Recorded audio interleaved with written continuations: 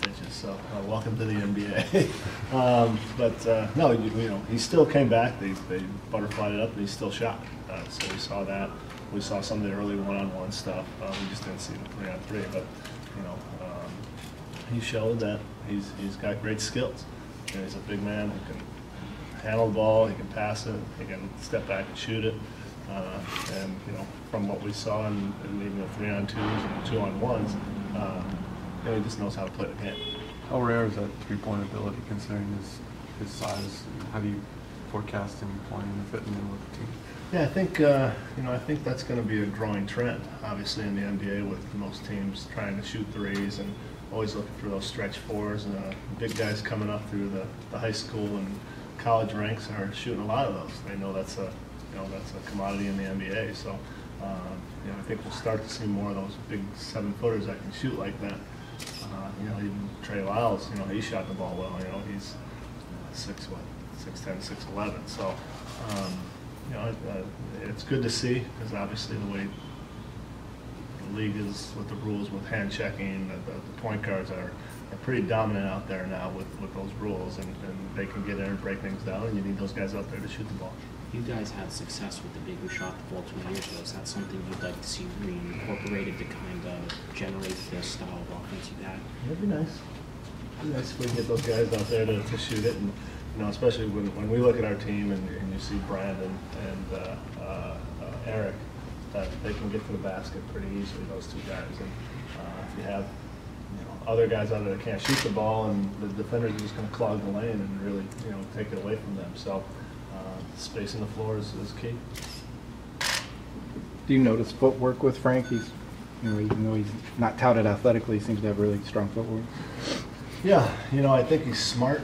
You know, when he makes a move, you know, he kind of sets it up. He knows that he's not going to get all the way to the basket, so he kind of takes a step to make that defender, you know, really slide over there, and then he's got that quick spin that he uses, and is able to spin and like you said, use his footwork to get off a shot, or you know, at least get his body in the way where he protects it from getting blocked. So, you know, that's key, because especially in a big man, a lot of the NBA, what we're looking at is kind of guy like set a screen and step backwards to shoot a long shot.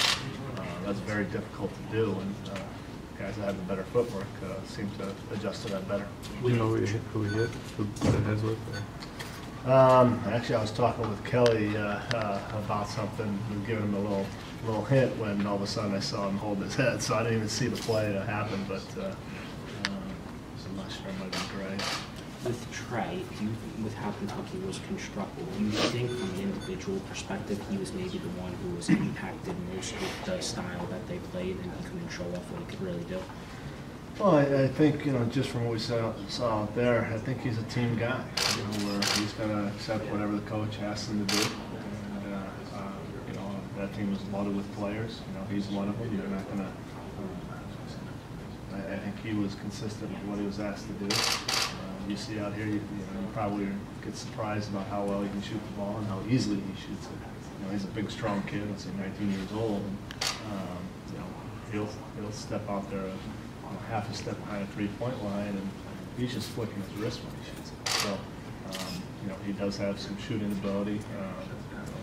His role, whatever it was at Kentucky, that, you know, now he's in the NBA, gets a chance to show off some of that stuff. Is Oubre a guy you have to look more at potential with him and think what he could do?